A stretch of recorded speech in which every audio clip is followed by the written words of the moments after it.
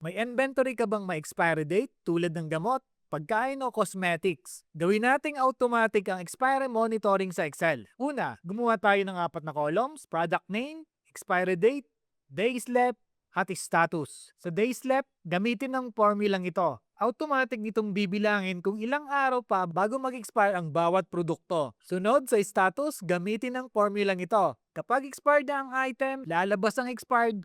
Kapag 30 days o mas mababa lang ang natitira, magiging near expiry. At kung higit sa 30 days pa, safe ang status. Ngayon, lagyan natin ng automatic color ang expiry date. Piliin ang expiry date column. Pagkatapos, pumunta sa Home, Conditional Formatting, New Rule, use a formula to determine which cells to format. Para sa expired, gamitin ng formulang to. Lagyan ng red fill. Format sa fill, red.